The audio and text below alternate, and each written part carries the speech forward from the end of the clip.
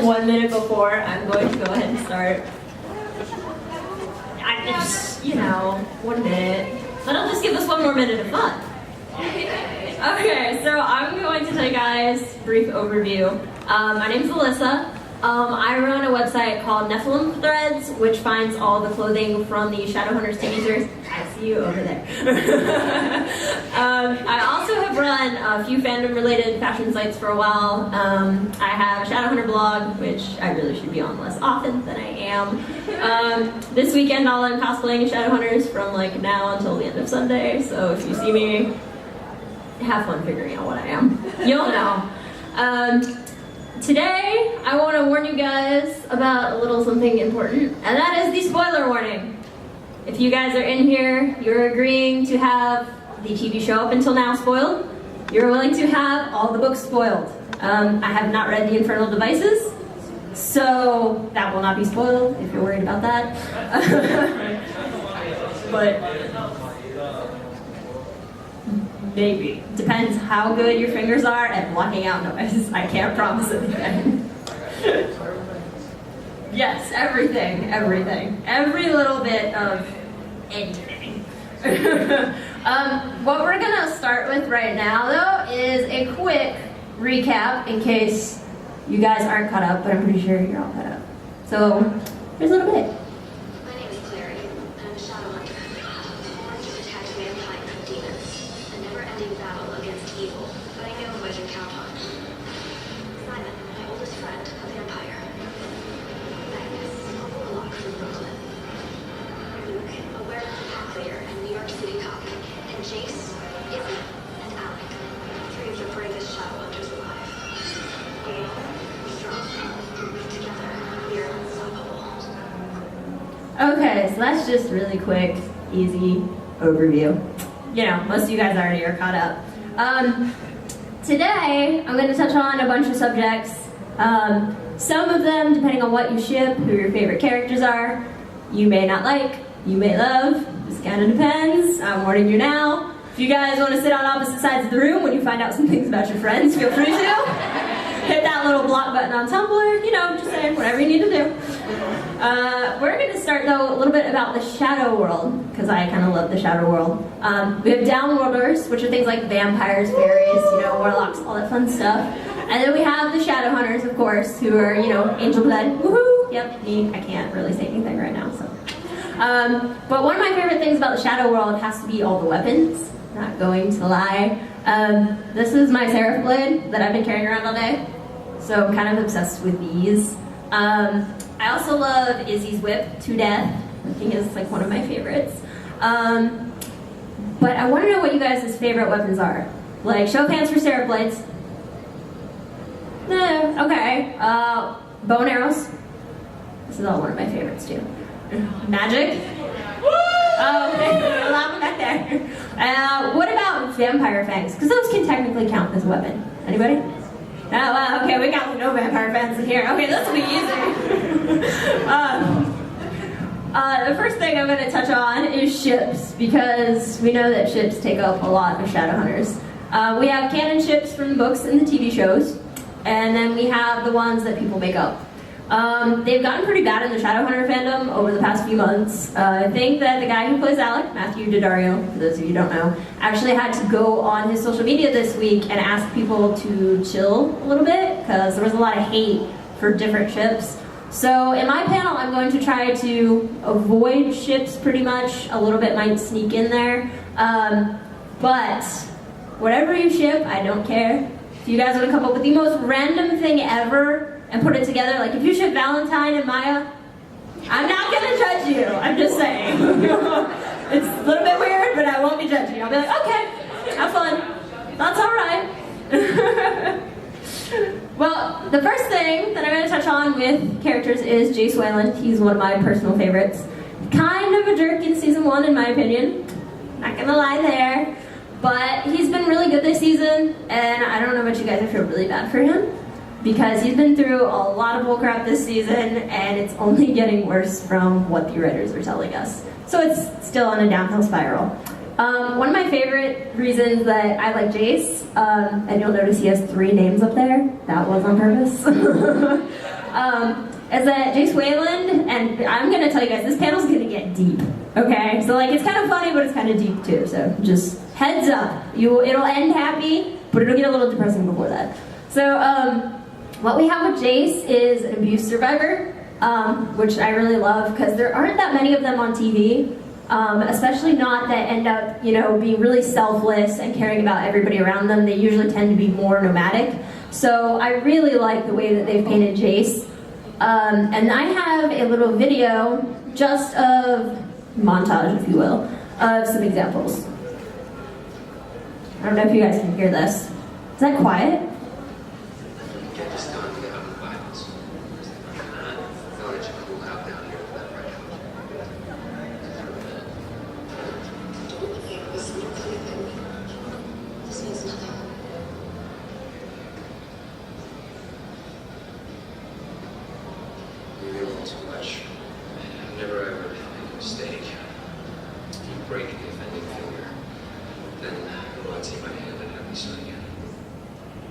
Okay, so that's just a little recap of some, not all, because I honestly could not fit all the clips into under 3 minutes of the abuse that Jace has gone through in the past season alone. So I know at the beginning of the video you guys saw Maya beating him up. That happens a lot, unfortunately.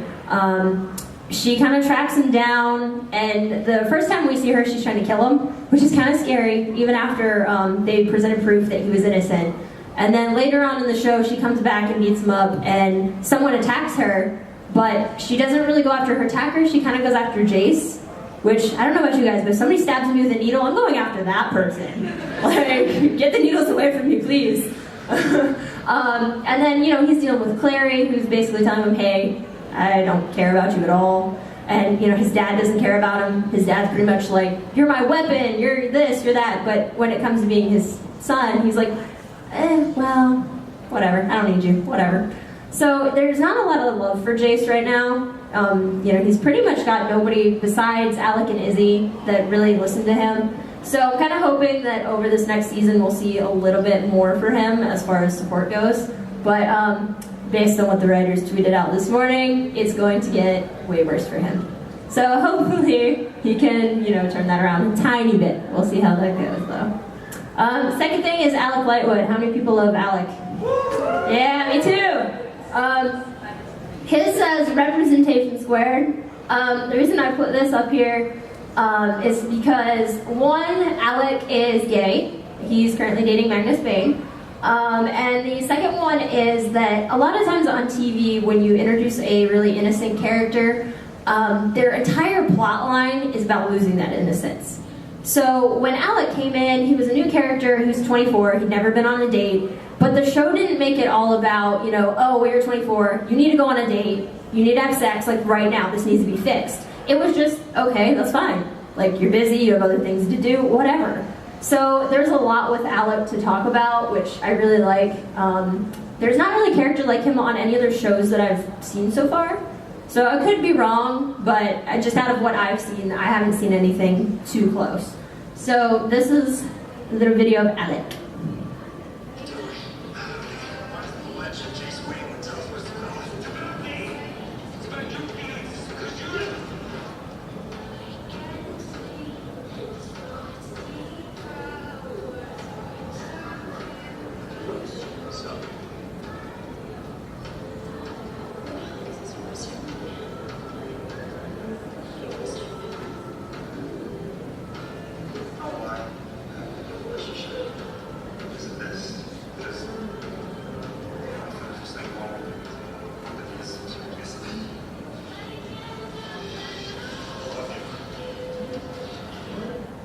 Okay, so that's just a little recap there to kind of, reinforce what I was saying about the representation, which is really cool because we don't see that too often. And he's made a big leap from, I don't want anybody to know anything about me, to publicly telling people, here's who I am, here's what I believe, and if you guys don't like it, then you can deal with it. Because, you have to be yourself. You can't be someone you're not, and if you try to, it doesn't work out for very long. So I kind of love Alec for that. Now on to my other favorite, which is Miss Izzy Lightwood. There are not too many Hispanics or Latinos on TV right now, which kind of sad for me, because I'm Hispanic, so I like to see other Hispanics on TV, especially when they're allowed to speak Spanish, because that's not really typical unless it's to be a joke character or something to be made fun of, which makes me really happy that Izzy's not only like really strong and speaks Spanish and has a Spanish family that's represented, but she's like out there kicking butt and being awesome. And she's not seen as like, you know, oh, the sexy Latino over there. It's like, whoa, that girl could kill me. I think I'll back up a few feet, which I really love. I don't know about you guys, but yes.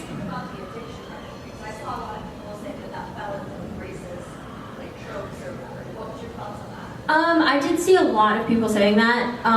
Now, I guess I should have mentioned this earlier. I have Asperger's, which is a form of autism. So we see things very black and white. So there's like right and wrong. There's not a lot of gray area for us. For me, I actually love the storyline because I think that there's not a lot of stories on TV where an addiction is immediately talked about and dealt with. It's usually a really long struggle, and a lot of the plot lines have girls especially going back and going, oh, well, it was too hard, I couldn't do it. Or they need a lot of male help. And Izzy just kind of went out and she goes, yes, I got myself into this, and yes, I messed up a few times, but it's my problem, I'm gonna take care of it. And she just goes out and does it, and when people are like, hey, do you need help? She's like, no, I messed up, it's my job, I'm gonna fix it. So I think that's a really big strength to show for her. So I don't see it more as like, you know, a stereotype. I actually see it as like a strength being portrayed that is usually not portrayed for women. So yeah, that's how I see it. I don't know about everybody else, can't speak for, you know, everybody, but that's just what I think. And just, I have a short video, which is just, honestly, Izzy speaking Spanish, because it's awesome. The Spanish name is in honor of you and your husband.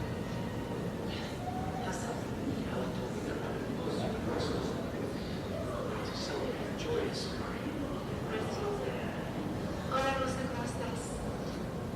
So yeah, there's not been too many so far, but I do hear that we're going to hear a little more Spanish later on. The whole family is supposed to be Spanish, so that's pretty awesome to me too. I say supposed to be because Matthew Daddario is not actually Spanish. I think we all know that, but he looks somewhat Spanish. So the next thing I'll talk about is Parabatai, mostly because I'm kind of obsessed with Parabatai myself.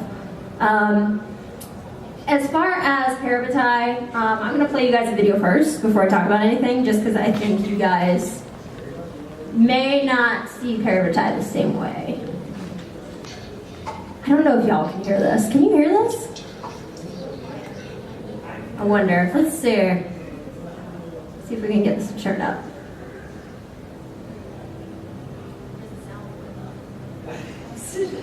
See, this is the problem when you don't set up. Is there, actually, I'm going to ask my cameraman, can you check and see if there's volume control on that projector?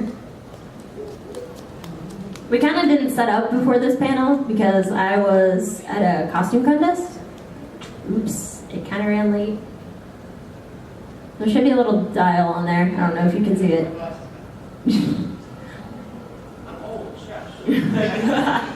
This is my mom, by the way, just in case you had guessed, but yeah. Yeah, my dad is not here, he's sleeping. Oh, it's the whole way up? Yep. All right, well, we'll try to make this work. Hopefully some of you guys can hear it.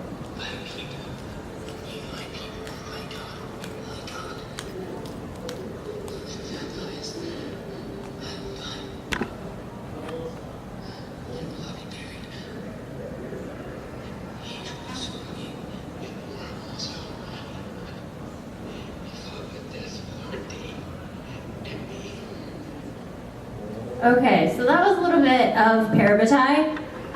One of the reasons I actually wanted to talk about Parabatai is because I noticed that in a lot of media, anytime there's two male best friends, they're allowed like zero relationship whatsoever. It's like a quick pat on the back, like, you know, yeah, bro, whatever, we did this.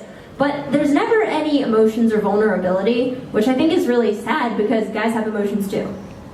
It's not just girls. So whenever you get to a friendship and you know you have a best friend and you trust them more than anything, and media's basically telling you, oh yeah, but you can't talk to them at all because that's weird. That is kind of sad, you know? So I like that Shadowhunters is showing two guys who are best friends and they can talk about anything. Yes? I actually like the way that they kept it, trying to get Alec and others kind of show. Usually when they have like a person in the show, they try to kind of like scenes, you know? Yeah. So I actually do like the fact that they, you know, I agree that. Same time, it's really good.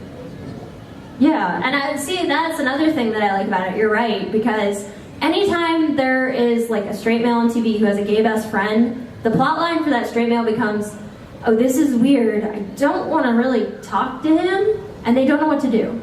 And I love that on Shadowhunters, it's just Jace is like, yeah, whatever. I mean, you know, I don't care. You know, we're still best friends. Nothing's changed, which I really love. Yes, I see him.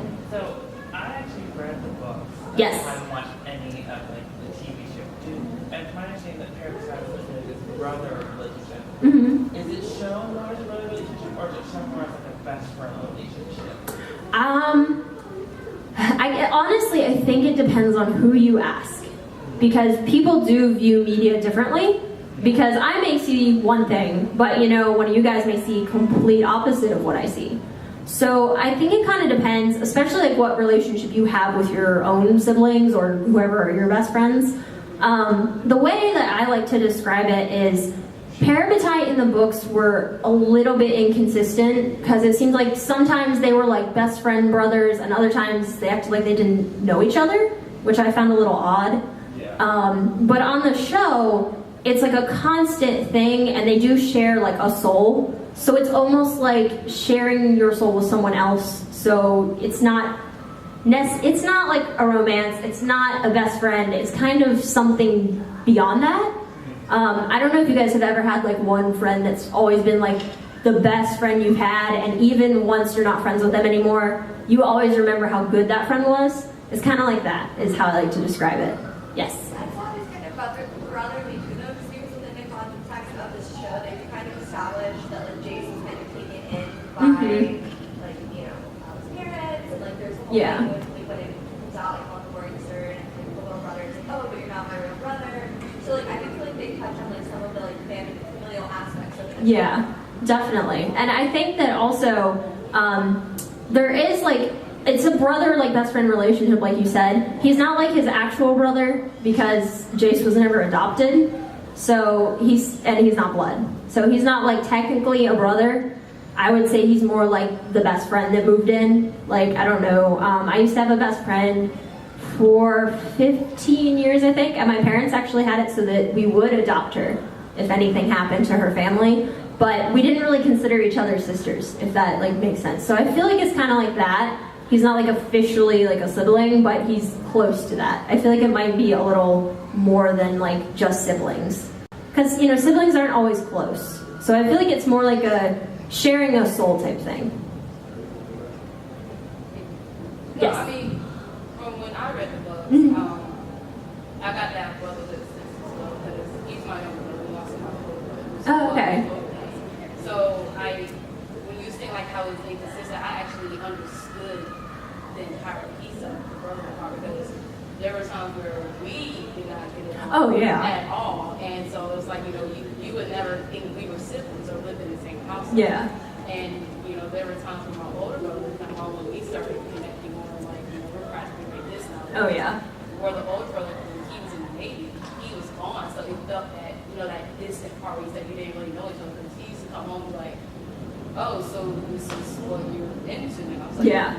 And see, I completely get that. Yeah. So that's why I was like, in my opinion, the brotherhood thing with the Parabatai was like actually in my opinion was portrayed really well because that does happen with Rick's sibling, like I said, because I'm the only girl with two brothers. I mean, that happened with him older too. So I definitely feel like it was very consistent with how they portrayed each other being Parabatai. I think I think the thing is I misspoke a little bit. I didn't necessarily mean like the relationship part of it. Yeah. I meant more like there's like a battle in one of the later books where Jace dies, and according to what was written in the books prior, if your Parabatai dies, you're pretty much in agony for a while, and then it feels like you have died.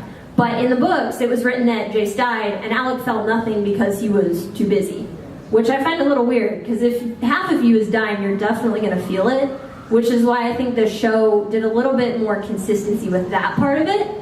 But I think that you're right about the other thing, because that's definitely, you know, like I have a little brother, and we definitely don't get along. So it's definitely not like, oh, this is my best friend over here. So yeah, I definitely get that. Do you think it's kind of like the,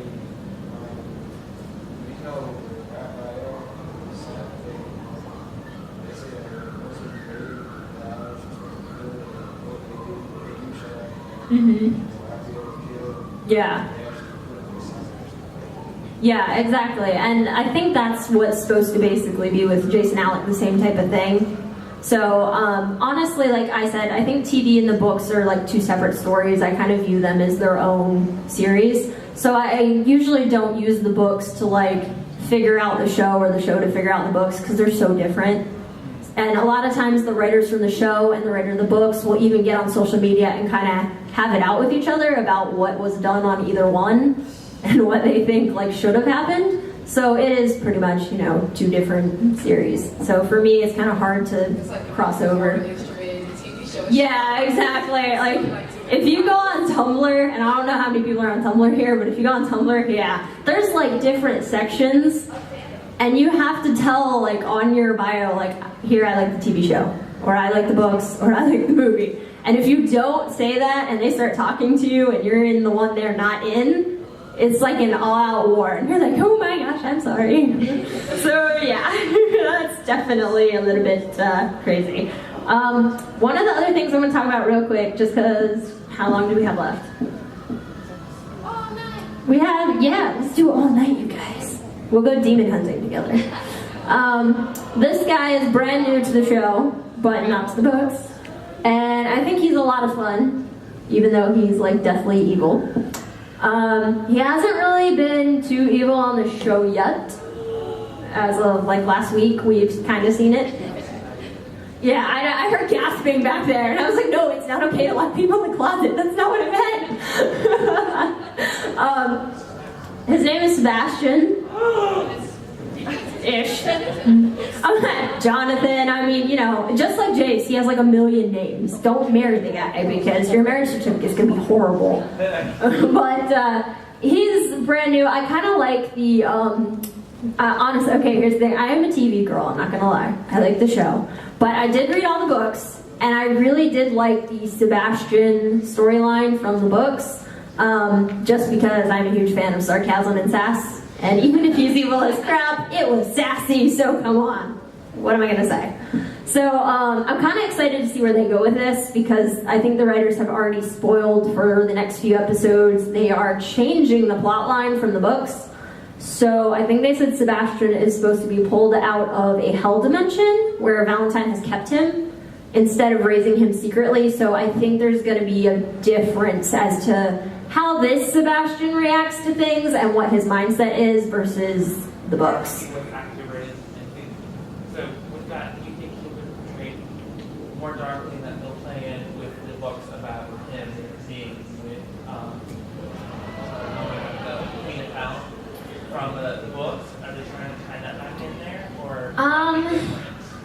See, this I'm not sure of. The way it's shaping up, I want to say that they're setting it up to be, in the books, he's raising Jace and Sebastian at the same time, the same way, but with different blood to see the result. In here, Valentine basically got rid of Sebastian as a child and sent him to hell, didn't want anything to do with him, and he kept teaching Jace.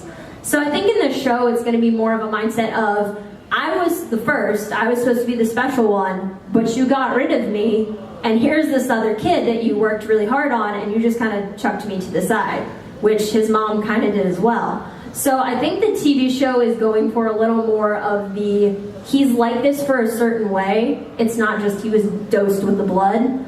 So I'm not certain they'll go quite as dark. I don't think the attempted rape of Clary is going to be in there, just because it's a TV 14 show and they usually don't touch that kind of stuff. One episode with Oh yeah, with that. But I'm thinking that maybe because it's that plus the incest, it may be a little. It's still Disney, you know what I mean? So. I didn't particularly care for that. Yeah. Yeah, and I honestly, I think that's how everyone feels, because anytime I say that, I see faces going, no, just I no. feel like it gave it a good dark twist. Mhm. Because a lot of books will be, like, you know, like Harry Potter, and, like, Oh, yeah. stuff, like they didn't have stuff like that. So to set themselves apart, having that insect kind of, you know, crazy twist. Yeah. It made you think like, oh my god, like I remember reading, I was like, oh my god, oh my god, oh my god. So it gives you that, oh my god, wow, Yeah. and it makes you want to keep reading and find out, like, okay, that she can maybe know what happened. So it keeps you intrigued, and it's just like something that's out there. Yeah. So it's like a really, really crazy surprise. And see, I think that's the flip side too, because if you think about it, Shadowhunters face demons every day. And they've been dealing with Valentine, who's like supposed to be more evil than demons. Well, you've got to top demons and Valentine. So you've got to step up the evil. So honestly, if he's not more evil than Valentine, it would be a waste. So either they'll go that book route, or they'll try to come up with something else that will be similar, but push it that next level. Yeah. Maybe he's just like light splitting, like. Yeah, like, you know, like that, yeah. So I think they'll try to get it there, but I don't know with the rating being what it is, if they'll get it there. Because a lot of things, like, you know, Harry Potter, Maze Runner, all that, Hunger Games especially, when you see the movies, a lot of things are changed to make it a lower rating, you know, because nobody wanted to go see actual 9-year-olds killing each other, so the rating would have been way up. So I feel like that's the same thing with Shadowhunters. We might see it. I'm kind of hoping for it just because I want to see the fallout, but I don't know that we'll necessarily get it. Yeah, he did. So I'm thinking it might be like a little later down the line. We'll see about that. Yes? So you think they're trying to do more of a full-on hatred thing? Because in the books, it's actually really, I think Jace is more like a jealousy type thing. Because he was treated like a terrible, he was treated like, yeah, I'm trying to tell the book, he didn't let me do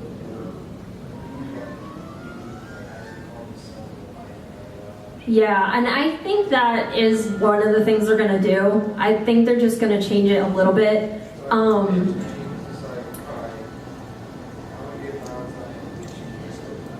I kind of think it's revenge, but I don't know that it's at Jace. I think it's directed at Valentine. Because you have a kid here whose dad basically experimented on him, and then after he experimented on him, decided it was a mistake, and the kid wasn't worth keeping, so he tried to kill him. But then he went and got another kid and raised him as if he was his son and treated him way better. So Sebastian's like not necessarily mad at Jace. Like it seems like he's mad at Jace at first because, you know, Jace is the reason that, you know, he supposedly got rid of, but honestly he's mad at his dad because, you know, his dad tried to kill him and everything. So yeah, so I think honestly at this point he's so angry about everything that he's like, okay, well I'm gonna get back at my dad, but I'm also gonna destroy everything because he doesn't want anybody to have happiness that he didn't get. So I think that's the thing, you know, it's revenge, but it's more towards Valentine and what he didn't get to have than directed at Jace specifically. So, I know we have a little bit of time left, and I'm loving you guys because my panel this morning was very quiet, and I was kind of afraid everyone was dead. And you guys have been amazing, like asking questions and talking back, so do you guys have any questions or anything you want to talk about that I didn't touch on? Because I know I did leave out a few characters. Okay, I see 2 hands, but I saw yours first. Are you good? Okay, I'll go to you. Alright, so I felt like the Charles Magnus in the movie was done spot on. It was almost like he was like, this is Magnus. Now with the TV show, because I have not watched it, do you think that the Magnus is different from what is the books? Because from the book and the movie, he tried to get Magnus right. I think that Magnus from the show is also spot on. He's actually a little more the way I pictured it when I was reading. The only thing with Magnus is that I think he's changed a lot from the first season to the second season. First season, he was a lot more flashy, a lot more glittery, spent more time at his nightclub. And this season, he's got a lot less makeup, he's not dressing as flashy, and honestly, I don't think we've even heard the nightclub.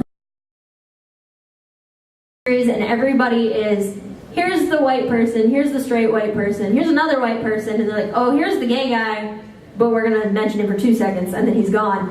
It's a lot of the same thing, and there's not any like different stories or plots there. It's just one thing over and over and over. So I think that a lot of people are looking for that diversity, because every scene in there, I mean, if you look for anybody in the Institute, it was all white people.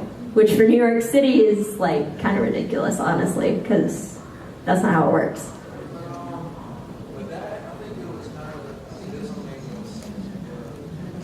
Mm-hmm. And it was more, I think, it was mainly people mixed out. And he also did have some good training process. I thought of, like, all right, this is a British dude, he keeps himself black. They got that accent. Yeah. So it just seemed like they did the movie. I was like, all right, you got, mainly English. Yeah, Living in New York. I think that's the thing that's a little bit weird to me about the movie and the books, is because it is the New York Institute and they talk about the English Institute, but they don't really have anybody from the English Institute stay in the New York Institute. They just kind of visit and then leave. And when Sebastian's brought in, they even talk about, oh, he's English, this is kind of weird. So I think for me, I just expected a lot of different like bases and diversity, because like I've been to New York a few times, and it's amazing because when you walk down the street, you hear like every language. And for me, that's one of the like coolest things I've ever seen. I love it there. But in Shadowhunters, like, you know, they talk about all these different people, how they looked and how different they all were. But then when it got down to the way they described them, they really were all the same. And it was kind of weird to me because even the downloaders seemed all the same. And in the show, it's more set up as, you know, in a way, I think they're trying to like say, you know, Shadowhunters are like this one race and they're against everybody else. So it's kind of being like, you know, you need to watch it because if you think you're better than everyone else and you can't talk to other people and you can't figure out what other people are like or, you know, understand their situation, it's going to cause a problem because you're going to get to the point where you're like the clave, and anyone who doesn't agree with you is going to be put under lock and key or, you know, worse. And I think that's the thing, is that they're really trying to hit with a show about acceptance and, you know, listening to other people. And the book was more of, here's like the romance, young adult plot line, but we threw some stuff in. So I think really they are two different worlds for me. So again, it's kind of hard for me to say because one seems more like a romance to me. From Clary's point of view, usually lots of discussion about Jace's abs. I don't know if you guys noticed. There's like one point where you get like 4 pages of Jace's abs, and I'm just like, okay, can we move on now? I'm good. Yeah, right there. We have this lovely Dominic Sherwood up here. Like, don't get me started on him, but yeah, so that, for me, that would be the difference. And like I said, you know, you guys are watching and getting different things because you guys have different backgrounds and different families and all that. So I think everybody takes it differently. So it really just depends. Actually, first of all, like, this Jace, Ooh, it just seemed like the movie Jace Mhm. had attitude. I think Yeah. he had attitude perfectly. You know, Jace himself was, like, to me, what a modern day action hero. You know, a guy who will help you out, but you don't get some back talk. yeah. I do think movie Jace got closer to book Jace, in my opinion, just because book Jace was, I kind of want to say arrogant, just because he comes out very like, hey, I'm the best thing here. And I always saw that as like a defense mechanism, honestly, for all the stuff he'd been through. Like, when you go through all the pain and you go through Yeah. but you're like, okay, so you can see why he's like this. And I think there was a little bit of that in season 1 of the show, but it really progressed in season 2, because they have hit on Jace going out partying and acting like, you know, the really cool Casanova and everything to cover up all the torture he's been through recently. So they have kind of gone more that route in the 2nd season. I know you guys said you haven't seen the TV show, right? I've seen it. I see like Okay. Okay. Yeah, season 1 for me was, I'm not gonna lie, very cheesy. The first 5 or 6 episodes. That's why I couldn't watch Yeah, it. Way too cheesy. Yeah, it took a long time for everything to gel. And then season 2 brought in whole new writers and new director, and it kind of fixed everything, in my opinion. The acting in Shadowhunters, not by everybody, but by a lot of people, is like phenomenal. So, yeah, skip to season 2, honestly, because yes. And I mean, I guess I'm the kind of person, once I read something and then see the movie, I have this, impression what is already set, like this is what you already had, like work with. And when I watched the first episode, it was completely opposite. Yeah. And again, it was very cheesy. I'm like, yeah. I I guess mean, maybe it was a whole free form turning over. I was like, yeah, Yeah. Freeform really is losing me, and I just couldn't. I couldn't Yeah. really do it. So. and I think that's the thing. Freeform's trying to age up right now. A lot of I don't know if is anyone signed up for like emails from Freeform at all? No? Okay, I get emails from Freeform a lot. And they're always sending me little quizzes going, hey, here's a trailer for a new show. What do you think? And anytime you put your age as like 18 to 24, and you sit there and you go, hey, I want more of this, I'm sick of seeing the same old cheesy stuff, they will actually like put up a announcement about a week later going, hey, check out our new promo. And they pick the one that is the least cheesy and like the most either like violent or edgy or whatever. So I think they're really trying to like age up. So I think that when they flipped, they were kind of trying to push Disney out in season 1 and they just hadn't gotten there yet. So season 1 is definitely a lot more cheesy, but season 2 is really good. And if you're looking for specifically the vulnerability for Jace, episode 3 is really good, and first episode of 2B, and I think that's 11. Yeah, 211. That's also a really good one. So those 2 are the 2 that I'd recommend checking in to like get hooked, or basically. Sorry that I'm trying to get you addicted to a show.